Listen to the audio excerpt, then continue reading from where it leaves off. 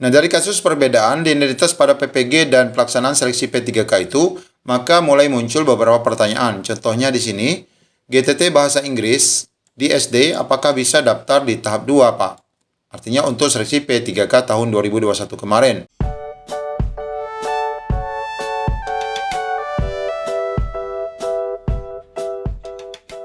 Assalamualaikum warahmatullahi wabarakatuh. Apa kabar rekan-rekan guru honorer se-Indonesia?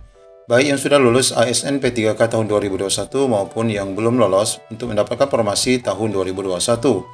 Pada video kali ini kami akan sedikit membahas terkait linearitas PPG dan kaitannya dengan pelaksanaan seleksi P3K. Tentu saja untuk seleksi tahun 2022 dan seleksi tahun-tahun mendatang. Ikuti video ini sampai selesai. Sekali lagi kami ingatkan bagi rekan-rekan yang baru mampir di channel ini, pastikan meninggalkan jejak dengan menekan tombol subscribe dan nyalakan lonceng notifikasi.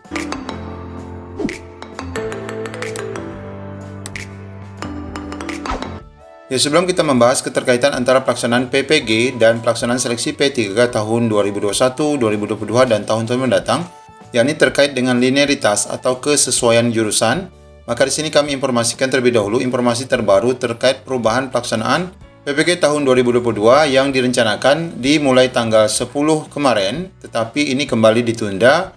Nah, di sini ada surat terbaru pertanggal 11 Februari 2022 terkait perubahan jadwal pendaftaran seleksi administrasi dan tabel linearitas PPG dalam jabatan tahun 2022. Nah, ini lagi-lagi Bapak Ibu senantiasa mundur dari jadwal yang sudah disetting sejak awal. Di sini kami sampaikan juga informasi terkait perubahan itu, yakni menindaklanjuti surat kami nomor 0248 ini yang pertama ya Bapak Ibu terkait pelaksanaan seleksi administrasi PPG dan juga ada disampaikan terkait linearitas. Maka yang pertama disampaikan bahwa pengumuman pendaftaran ini tidak berubah, tetap di tanggal 3 Februari kemarin dimulai dan jadwal perubahannya tentu saja tanggal 3 juga. Kemudian ada perubahan itu pada nomor 2 dan seterusnya. Ini berkaitan dengan pendaftaran dan pengiriman berkas yang agenda awal itu adalah tanggal 10 Februari sampai dengan 23 Februari 2022 menjadi tanggal 12 ya Bapak Ibu, tanggal 12 sampai dengan 25 Februari 2022. Ya, tentu saja dengan perubahan ini, maka perbaikan berkas, formal oleh petugas, dan pengumuman hasil seleksi administrasi dan pendaftaran juga akan berubah.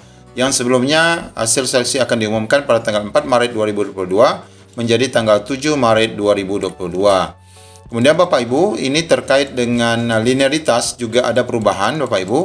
Nah, di sini kami akan sampaikan hubungan antara linearitas PPG dan linearitas pada seleksi P3K tahun 2021. Nah, di sini Bapak Ibu kita lihat perubahan-perubahan yang terjadi pada linearitas untuk pelaksanaan PPG tahun 2022. Sebelum itu Bapak Ibu kita lihat dulu perbandingannya ya Bapak Ibu. Nah, di sini kami akan coba ambil pada poin kedua, yakni tentang Serdik Pendidikan Guru Sekolah Dasar atau PGSD, di mana di sini pada perubahan jurusan S1 yang boleh mengambil Serdik PGSD itu di sini ada sekian ya jumlahnya. Di mana jumlah sebelumnya ini berubah-ubah ya Bapak Ibu. Contohnya kita lihat pada tahun 2019. Di sini ada linearitas tahun 2019. Untuk guru kelas SD itu hanya boleh didaftar oleh 1, 2, 3, 4, 5, 9 jurusan yang boleh mengambil PPG untuk guru kelas. Dengan arti kata bahwa rekan-rekan yang memiliki ijazah S1 atau D4 untuk jurusan ini pada prinsipnya dapat mengambil seleksi P3K pada formasi guru kelas. Nah, ini kaitannya dengan seleksi P3K tahun 2021 yang awal-awal kemarin. Nah, tentu saja untuk pelaksanaan seleksi P3K nantinya, Bapak Ibu akan menyesuaikan kembali apabila ingin serdiknya diakui di dalam seleksi P3K. Nah, pada edaran linearitas tahun 2019, jumlah jurusan yang dapat diakomodir untuk PGSD guru kelas itu hanya ini ya Bapak Ibu.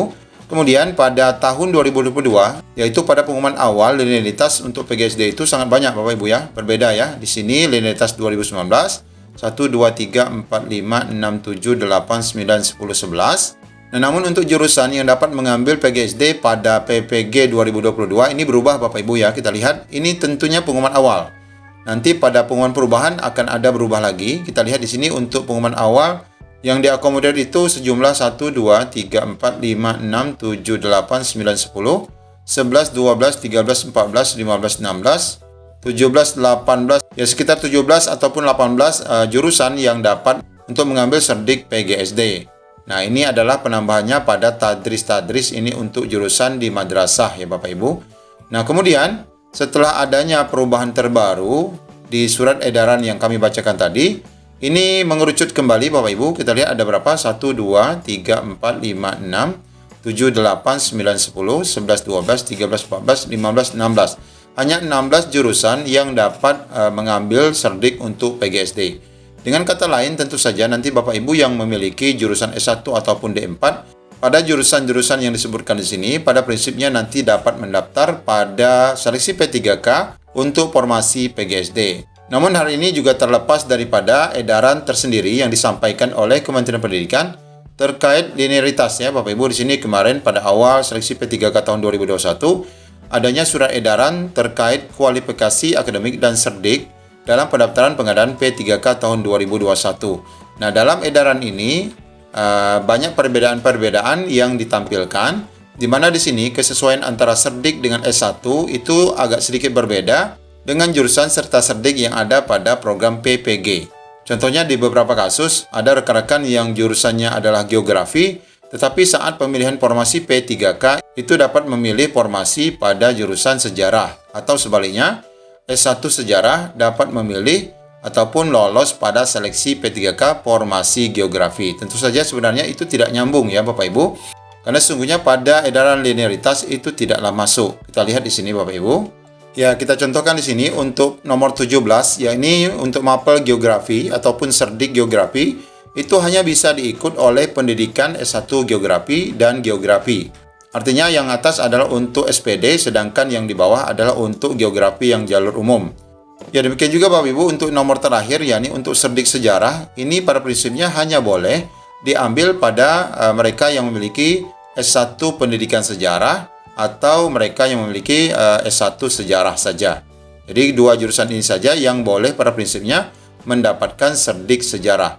Namun yang terjadi pada seleksi P3K kemarin, formasi geografi itu dapat dilamar oleh mereka yang memiliki kualifikasi pendidikan sejarah, dan begitu pula sebaliknya, sejarah dapat dilamar oleh rekan-rekan yang memiliki ijazah geografi. Nah, dari kasus perbedaan linearitas pada PPG dan pelaksanaan seleksi P3K itu, maka mulai muncul beberapa pertanyaan. Contohnya di sini, GTT Bahasa Inggris di SD apakah bisa daftar di tahap 2, Pak? Artinya untuk seleksi P3K tahun 2021 kemarin. Ya, tentu saja jika kita mengacu pada edaran linearitas, ya tentu saja bahasa Inggris tidak masuk pada linearitas untuk mendapatkan PGSD ataupun tidak layak mendaftar di SD. Kemudian juga ada pertanyaan lain, Pak mau tanya misalnya S1 PGSD, apakah bisa mengajar matematika di tingkat SMA? Ya tentu saja tidak bisa Bapak Ibu ya. Kemudian Pak, saya mau tanya apakah jurusan pendidikan geografi bisa jadi guru kelas? Ya tentu saja apabila kita mengacu pada linearitas untuk pelaksanaan PPG, maka tentu saja tidak dapat jurusan pendidikan geografi untuk mengajar ataupun mendapatkan formasi guru kelas di SD.